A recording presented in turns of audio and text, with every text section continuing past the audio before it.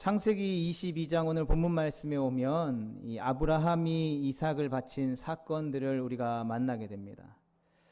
이 사건을 사실 접하면 이런 생각이 먼저 들게 됩니다. 사실 결혼하기 전 또 자녀가 없을 때에는 큰 관심이 없었던 내용이었습니다. 그런데 자녀들이 생기고 나서 자녀들이 같이 집안에서 막 뒹굴고 때로는 화가 나기도 하지만 뒹굴고 그 사랑스러운 아이들을 보면서 이 말씀을 보다 보니까 이 하나님으로부터 독자 이삭을 바치라는 명령을 받았을 때에 아브라함은 어떻게 자기 아들을 바칠 수 있었을까?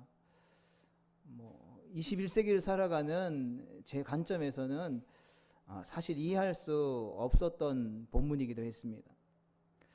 대체 이 사람 아브라함이라는 사람이 진짜 친아버지가 맞는 걸까?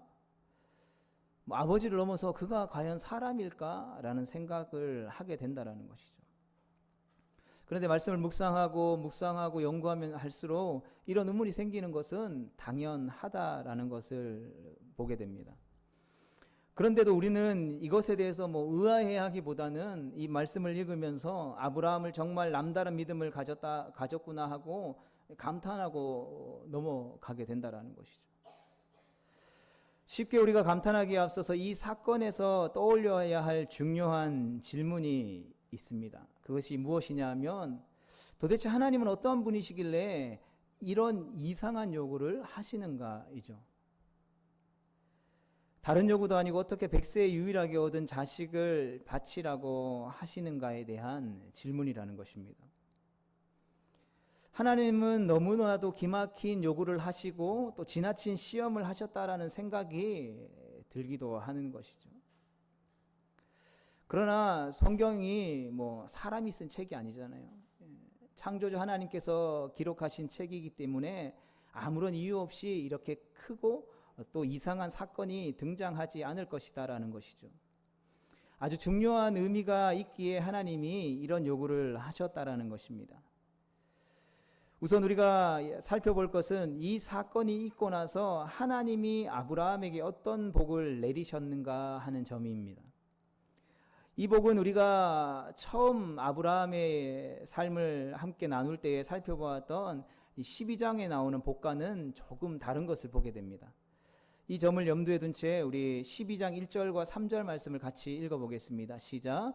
여호와께서 아브라함에게 이르시되 너는 너의 고향과 친척과 아버지의 집을 떠나 내가 내게 보여줄 땅으로 가라. 내가 너로 큰 민족을 이루고 내게 복을 주어 내 이름을 창대하게 하리니 너는 복이 될지라.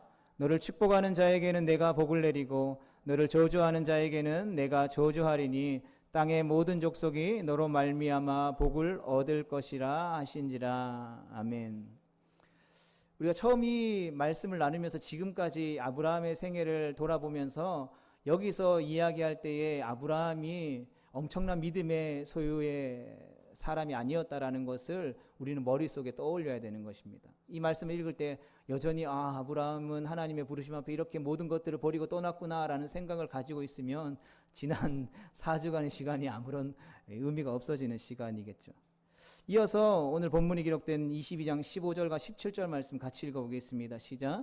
여호와의 사자가 하늘에서부터 두 번째 아브라함을 불러 이르시되 여호와께서 이르시기를 내가 나를 가리켜 맹세하노니 내가 이같이 행하여 내 아들 내 독자도 아끼지 아니하였은즉 내가 내게 큰 복을 주고 내 씨가 크게 번성하여 하늘의 별과 같고 바닷가의 모래와 같게 하리니 내 씨가 그 대적의 성문을 차지하리라. 아멘. 이 두 본문 모두 복을 언급하지만 분명한 차이가 있다라는 것이죠. 그러니까 12장에서 이야기하는 복에서는 씨에 대한 언급이 없는 반면에 22장에 와서는 씨에 대해서 언급하고 있다라는 것이죠. 그러니까 성경에서 씨는 자손을 뜻하는데 이에 대한 언급이 이 12절 본문과 22장 본문의 중대한 차이를 빚어낸다라는 것이죠. 왜냐하면 이삭을 바친 사건은 바로 이 씨로 말미암은 복과 관련이 있기 때문인 것입니다. 오늘 본문이 이어진 창세기 22장의 핵심 내용은 바로 18절 말씀에 있습니다. 같이 읽어보겠습니다. 시작. 또 내 씨로 말미암아 천하 만민이 복을 받으리니 이는 내가 나의 말을 준행하였음이니라 하셨다 하니라. 아멘. 우리가 여기서 눈여겨봐야 할 대목은 바로 내 씨로 말미암아라는 표현이죠. 그러니까 내 씨는 예수 그리스도를 가리키는데 곧 예수 그리스도로 말미암아 천하 만민이 복을 받아 모든 민족 가운데에 하나님의 백성들이 생겨날 것을 암시해주고 있는 말씀인 것입니다. 그래서 이 22장 18절 말씀이 우리에게 중요한 말씀이라는 것이죠. 한편 12장에서는 이 씨에 대한 언급이 전혀 없습니다. 가나안을 향해 출발할 때 아브라함이 들은 약속은 아브라함 자신으로 말미암은 복에 대한 내용뿐이었다라는 것이죠. 이 약속을 들은 아브라함은 자기로 말미암아 땅의 모든 족속이 복이 주어질 것이다라고만 알고 있었다라는 것이죠. 그런데 오늘 본문 22장에 이르러서는 내가 내게 약속한 복은 내 씨로 말미암아 이루어진다라고 하는 데까지 이 복의 내용들이 밝혀집니다. 그래서 내 씨로 말미암아라는 이 문구의 중요성은 이 갈라디아에서의 말씀에서 오면 확인되는데, 우리 갈라디아서 3장 16절 말씀을 같이 읽어보겠습니다. 시작. 이 약속들은 아브라함과 그 자손에게 말씀하신 것인데 여럿을 가리켜 그 자손들이라 하지 아니하시고 오직 한 사람을 가리켜 내 자손이라 하셨으니 곧 그리스도라. 아멘. 하나님이 아브라함에게 주신 약속의 분명한 의미가 바로 이 구절로 말미암아 비로소 우리 가운데에 드러나게 되는 것이죠. 하나님이 아브라함에게 줄곧 해오신 약속들의 내용들을 보면 이렇습니다. 첫 번째로는 땅을 너와 내 자손에게 주겠다라는 것이죠. 그리고 두 번째는 내 자손이 하늘의 별과 같이 많을 것이다 라는 것입니다. 쉽게 말해서 아브라함은 많은 자손들을 얻게 될 것이고 그들이 가나안 땅에 들어가서 잘 살게 될 것이다 라는 것이죠. 그런데 이 약속이 의미하는 바를 우리가 좀 더 정확하게 드러내려면 자손보다는 자손들이라고 표현하는 것이 우리의 입장에서는 더 좋아 보입니다. 그런데 갈라디아서에서는 이 하나님이 아브라함에게 복을 약속하실 때에 자손들이라 아니라 자손이라고만 언급하셨음을 굳이 강조하고 있다라는 것이죠. 그러면서 내 자손이라고 일컬어진 그 한 사람은 바로 예수 그리스도라고 분명하게 밝히고 있다라는 것입니다. 그렇다면 하나님이 아브라함에게 내내 약속해 오셨던 복의 핵심은 단지 자손들이 하늘의 별과 같이 바다의 모래와 같이 많아지면서 하나님이 약속하시고 허락하신 그 가나안 땅에서 큰 복을 누린다라는 사실에 있지 않다라는 점이 명확해지게 된다라는 것이죠. 갈라디아서 3장 16절 말씀에 비추어 우리가 생각해 보면 하나님이 아브라함에게 약속하신 복은 결국 내 씨 곧 아브라함의 후손으로 오는 예수 그리스도로 말미암아 모든 민족이 아브라함의 후손 곧 하나님의 자녀가 된다라는 말씀인 것이죠. 그래서 하나님은 이 약속에 담긴 의미를 아브라함으로 하여금 몸소 깨닫게 하려고 그에게 이삭을 바치라는 요구를 하셨다라는 것이죠. 그렇다면 이삭을 바치라는 명령에 담긴 의미는 무엇일까요? 우리가 이 명령은 17장 말씀에 나온 이 할례라는 것을 행하라고 명령하신 그 말씀과 관련이 있습니다. 우리가 지난주의 말씀을 통해서 이 할례가 죽음을 선포하는 저주인 동시에 구원의 표라는 점에 대해서 함께 말씀을 살펴보았습니다. 그런데 오늘은 이 할례가 상징하는 바를 그 할례 행위의 본질에 접근해서 조금 더 살펴보기를 원합니다. 그러니까 이를 통해서 이삭을 바친 사건들을 우리가 조금 더 잘 이해할 수 있기 때문이라는 것이죠. 이 할례는 인간의 살을 잘라내는 의식입니다. 할례를 몸에 어디에 행하는지 생각해 보면 이 상징이 의미하는 바가 참으로 무섭다라는 것을 우리는 알게 됩니다. 현대 포경수술이라고 불리우는 이 생식기의 표피를 잘라내는 것은 더 이상 생산할 수 없게 이 생산의 능력을 끊어버리는 것을 상징한다라는 것을 우리는 기억해야 합니다. 그러하게 하나님께서 아브라함에게 할례를 명하신 이유는 바로 너에게서 시작되어지는 계보는 육신으로 말미암아 태어난 자들로 이어지지 않는다라는 메시지를 이 할례를 통해서 아브라함에게 확인시켜 주시는 것이죠. 그러니까 하나님과 그의 백성의 관계는 육신으로 말미암은 관계가 아님을 가장 분명하고도 상징적으로 나타내주는 징표가 바로 이 할례라는 것입니다. 그러니까 예수님이 니고데모에 찾아왔던 니고데모에게 말씀하셨듯이 물과 성령으로 거듭나지 아니하면 하나님의 자녀라고 할 수 없다라는 것이죠. 그냥 육신적으로 아브라함의 후손이기 때문에 거듭나고 하나님의 나라의 자녀로 백성이다라고 칭할 수 없다라는 것입니다.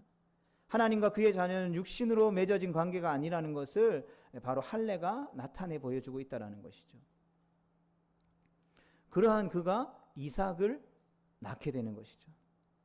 그러면 이삭은 근본적으로 있는 사람일까요? 없는 사람일까요?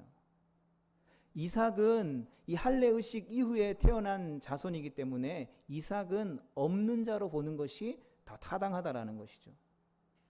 이삭은 육신의 차원에서 아브라함의 자손이 아니라는 것입니다. 여기서 우리는 하나님이 아브라함에게 너는 내 독자를 나에게 바치라고 하신 명령을 이해할 수 있다라는 것이죠. 이 명령에 담긴 1차적인 의미는 이삭은 네가 만든 너의 자식이 아니다라는 것이죠. 이삭은 내가 낳지 않았다라는 것을 분명하게 이야기해 주고 있다라는 것이죠. 그래서 아브라함에게 인생에 있어서 이삭은 없는 자다라는 것을 분명하게 심겨주고 있다라는 것이죠. 이를 아브라함으로 깨닫게 하려고 일찍이 할례를 하나님께서 명령하셨다라는 것이죠. 이처럼 할례가 지닌 상징이 이삭을 바친 사건에서 분명하게 드러나게 된다라는 것이죠. 그래서 이삭은 아브라함이 낳지 않았다라는 것입니다. 이삭은 누가 주신 자입니까? 바로 하나님이 아브라함에게 준 자라는 것이죠. 하나님이 주신 자를 하나님이 달라고 하시는데 드리지 못할 이유가 없다라는 것입니다. 아브라함이 자기 힘으로 이삭을 얻었다면 하나님이 이삭을 요구하셨을 때에 불평과 불만과 원망이 있었을 것입니다. 하지만 이삭은 아브라함이 낳지 않았음을 할례가 분명히 말해주고 있다는 것이죠. 그래서 이삭은 부모가 낳지 않은 존재, 인간의 힘으로는 얻을 수 없는 존재, 원래는 없어야 할 존재를 상징하는 인물이라는 것이죠. 성도로 마찬가지로 우리도 다 죽은 자라는 것이죠. 우리는 죽었던 죄인이라는 것입니다. 그런데 우리가 살아있는 것이죠. 그러니까 성경이 말씀하시는 대로 우리가 거듭났기 때문이라는 것입니다. 그래서 우리는 육적인 존재, 곧 육신의 후손이 아니라는 것이죠. 할례 사건을 통하여서 아브라함도 이삭도 육신의 차원에서는 이해될 수 없는 존재라는 것을 우리는 기억하게 되는 것입니다. 이삭이 아브라함의 후손인 것은 육적인 차원이 아닌 영적 차원의 후손이라는 것을 우리는 기억해야 하는 것입니다. 이삭은 철저하게 하나님 안에서 태어난 자인 것이죠. 할례를 통해서 드러났듯이 육신의 차원에서는 아브라함도 이삭도 없는, 존재할 가치가 없는 자라는 사실을 오늘 성경은 우리에게 분명하게 말씀해 주고 있다는 것이죠. 이러한 차원에서 우리가 본다면 이 본문 말씀을 통하여서 하나님이 아브라함에게 이삭을 바치라고 한 의미를 우리는 비로소 이해할 수 있게 되는 것입니다. 이삭을 바치라고 하신 명령에는 아들 이삭이든 아브라함 자신이든 하나님이 아니고서는 존재할 수 없는 존재라는 사실이 전제되어 있다라는 것이죠. 그래서 아브라함도 물론이거니와 이삭도 살아 있을 수 없는 자들이라는 것이죠. 성경이 이 사건에 대해서 매우 일관성 있게 이야기하고 있는 것을 보게 됩니다. 로마서 4장 17절로 19절 말씀을 같이 읽어보겠습니다. 시작. 기록된 바 내가 너를 많은 민족의 조상으로 세웠다 하심과 같으니 그가 믿은 바 하나님은 죽은 자를 살리시며 없는 것을 있는 것으로 부르시는 이시니라. 아브라함이 바랄 수 없는 중에 바라고 믿었으니 이는 내 후손이 이 같으리라 하신 말씀대로 많은 민족의 조상이 되게 하려 하심이라. 그가 백세나 되어 자기 몸이 죽은 것 같고 사라의 태가 죽은 것 같음을 알고도 믿음이 약하여지지 아니하고. 아멘. 이런 18절에 나온 많은 민족의 조상이 되게 하려 하심이라는 말에는 참으로 깊은 의미가 담겨 있다라는 것이죠. 또한 19절에 그가 백세나 되어 자기 몸이 죽은 것 같고 사라의 태가 죽은 것 같음을 알고도 라는 표현은 무서우리만치 정확한 설명이라는 것입니다. 아브라함은 자기 몸이 죽고 사라의 태가 죽은 것 같음을 알고도 믿음이 약하여지지 아니하였다라고 성경은 설명하고 있습니다. 아브라함은 하나님 없이는 죽은 자였다라는 사실들, 그리고 그의 자손은 육신으로 말미암아 이어지는 것이 아니라는 사실을 아브라함이 비로소 깨달았다라는 것이죠. 성도 여러분, 아브라함은 죽은 자입니다. 따라서 아브라함의 육체는 자식을 낳을 수 없다라는 것이죠. 그러니 이삭은 없는 자로 보는 것이 맞다라는 것입니다. 그러나 아브라함은 할례를 통해서 이 사실을 깨달았기에 아들 이삭을 바치러 갈 수 있었던 것이죠. 내 아들 이삭은 원래 없는 자다, 그는 죽음이 더 어울리는 존재다라고 하는 점을 아브라함이 이제는 인정하게 되었다라는 것입니다. 그리고 그 인정은 이삭에게만 적용하는 것이 아니라 자기 자신에게도 적용되는 것이었습니다. 이삭을 바치라는 하나님의 명령 앞에 순종했던 것은 바로 이러한 의미를 지니고 있다는 것이죠. 누구든지 육체를 따라 난 자는 반드시 죽는 것이 마땅하다는 사실을 아브라함이 깨달았다라는 것입니다. 그래서 그는 하나님의 그 이상하리만치 이해할 수 없는 그 명령 앞에 순종하여 이삭을 바치러 갈 수 있었다라는 것이죠. 이제 하나님의 명령을 들은 아브라함은 이삭을 데리고 우리가 잘 알고 있는 것처럼 모리아 산으로 가서 그를 제물로 드리려고 합니다. 그 다음에 이야기가 어떻게 전개됩니까? 하나님은 아브라함에게 나타나셔서 이삭에게 손대지 말 것을, 그리고 내가 나를 경외하는 줄 이제야 알았다라고 말씀하십니다. 이 말을 듣고 아브라함이 주위를 살피니 수장이 수풀에 걸려 있는 것이 눈에 띄게 되죠. 이삭을 대신할 제물이 미리 준비되어져 있었던 것입니다. 이 장면에서 우리는 구속의 원리가 펼쳐지는 은혜의 그림을 바라보는 놀라운 하나님의 은혜를 맛보게 됩니다. 사랑하는 성도 여러분, 우리는 어떻게 구원받았습니까? 우리가 이 땅 가운데 잘 나가기 때문에 구원 얻은 것이 아니라 하나님이 우리를 대신하여 대속 제물을 취하셔서 우리가 구원을 얻게 된 것입니다.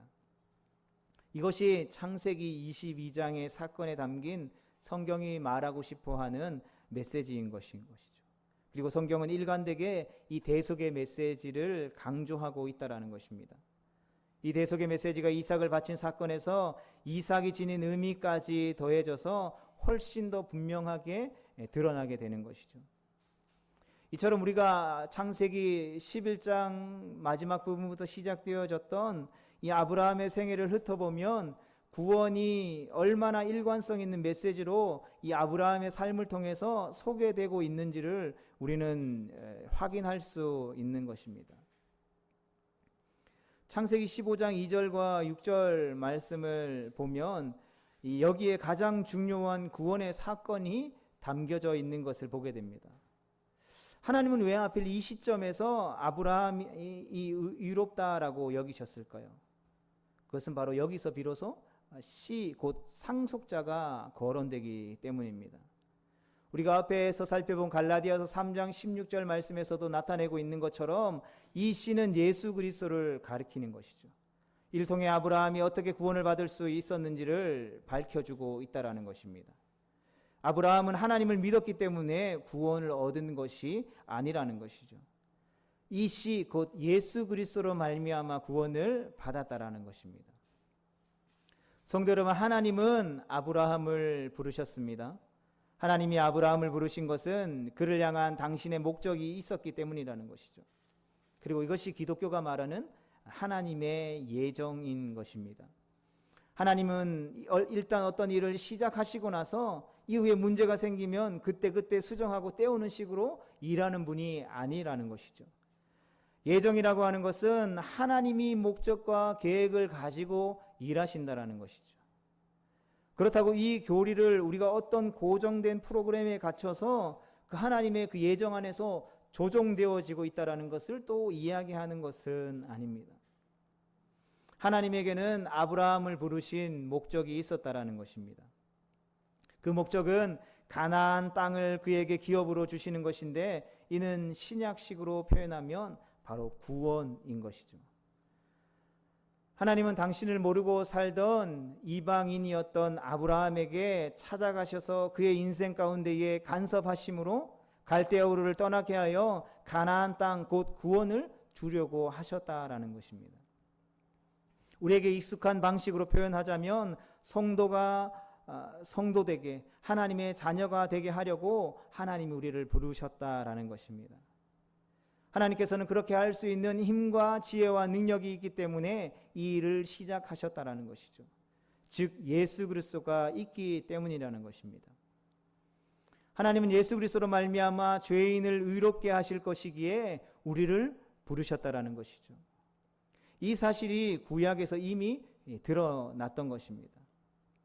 너는 죄인이다. 너 스스로 죄를 씻을 수 없고 내 앞에 의인으로 설 수 없다. 그러나 내가 너를 불러 내 자녀로 삼겠다라고 하나님이 말씀하셨다라는 것이죠. 하나님은 아브라함을 어떻게 부르실 수 있었습니까? 그것은 바로 그를 구원한 방법이 있었기 때문이라는 것이죠. 그리고 그 방법은 바로 예수 그리스도라는 것입니다.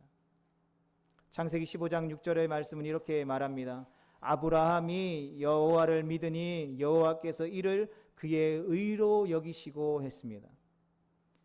여러분, 이 구절은 아브라함이 하나님을 믿어드렸더니 하나님이 아브라함에게 찾아오셔서 야, 너 참 기특하다 하고 칭찬해 주셨다라는 이야기가 아니라는 것을 우리는 기억할 수 있어야 하는 것입니다. 하나님이 죄인들을 불러서 목적하신 일을 시작할 수 있는 것은 이유가 있다라는 것이죠. 부르신 그들을 하나님의 자녀가 되게 하는 그 십자가라는 가장 확실한 방법이 하나님에게는 이미 준비되어 있었기 때문이라는 것입니다. 목적하신 구원을 반드시 이루어내고야만은 하나님의 열심이 아브라함의 전 생애를 걸쳐서 펼쳐져 있다라는 것입니다. 이러한 하나님의 놀라운 열심과 은혜와 사랑이 창세기 15장에 와서는 칭의의 사건으로, 17장에 와서는 할례의 사건으로, 그리고 마지막 22장에 와서 이삭을 바치는 사건에 고스란히 드러나 있다라는 것이죠. 이삭을 바치라는 하나님의 그 명령 앞에 담겨져 있는 이 의미를 아브라함이 드디어 깨닫게 되었던 것입니다. 그는 이 사건이 예수 그리스도의 십자가에 근거한다라는 점을 오늘날 우리만큼이나 구체적이고 명백하게 그는 알지는 못했습니다. 하지만 그가 이제 깨달았다라는 것이죠. 그렇다면 하나님께서 아브라함에게 약속하신 가나안이 지닌 의미는 과연 무엇일까요? 가나안이 상징하는 것은 여러 가지가 있습니다.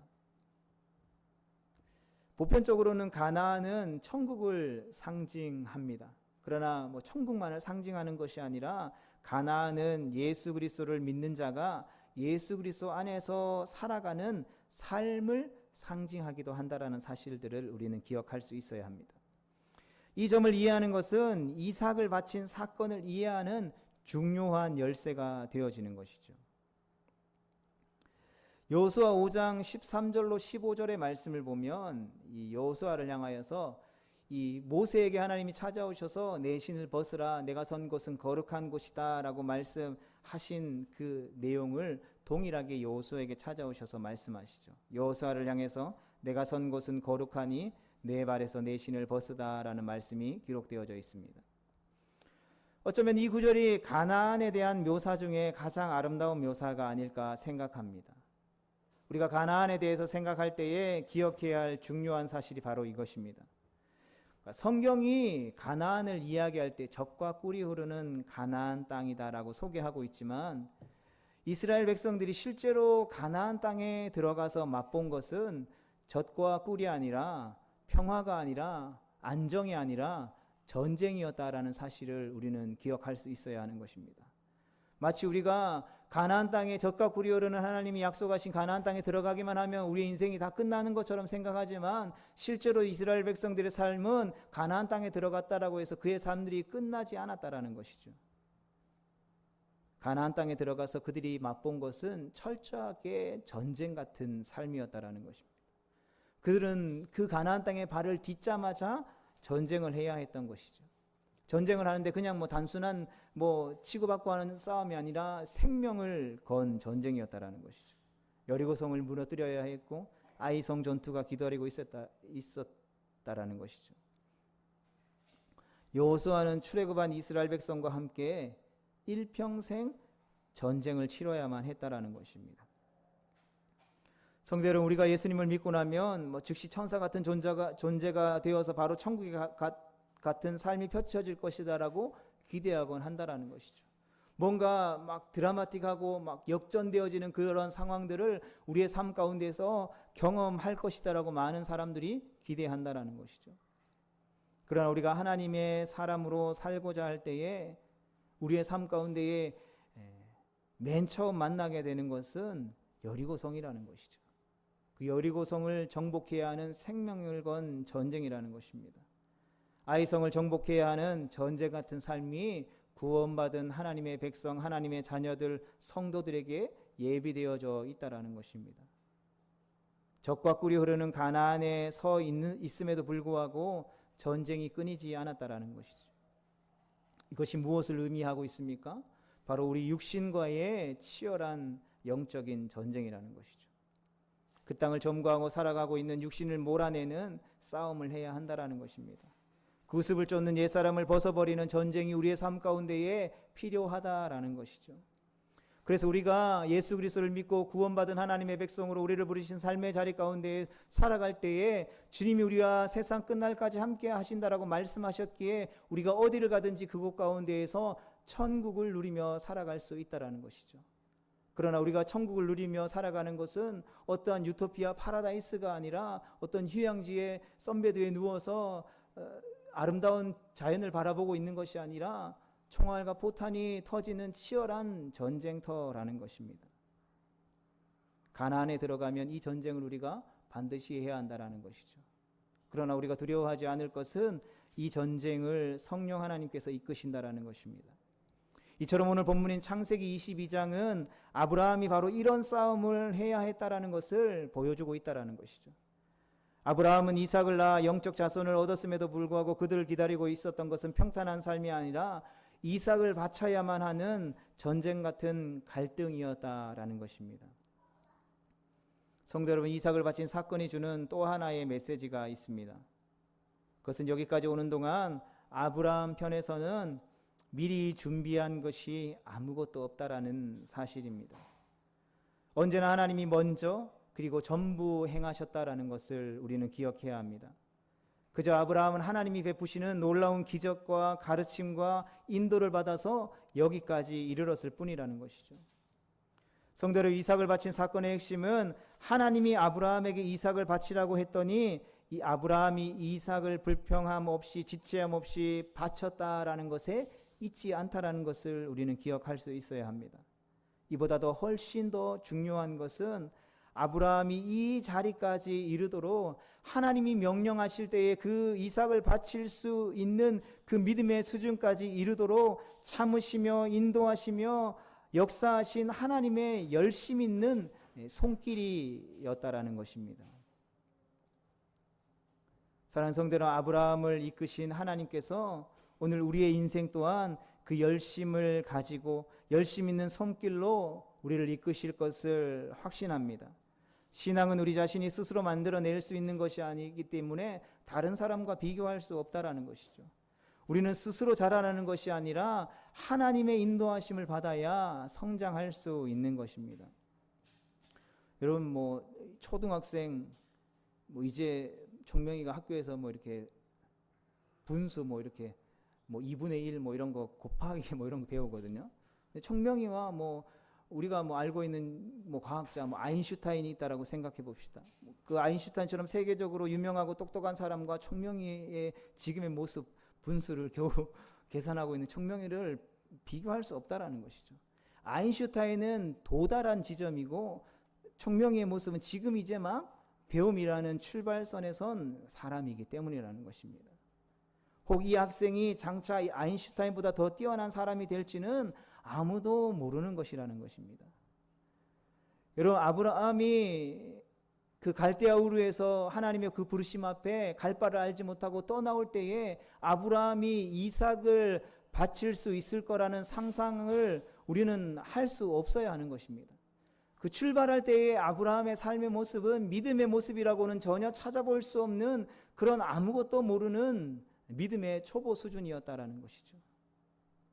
그러나 하나님의 그 열심, 그 하나님의 사랑, 그 하나님의 은혜가 바로 아브라함을 이렇게 세워 주셨다라는 것입니다.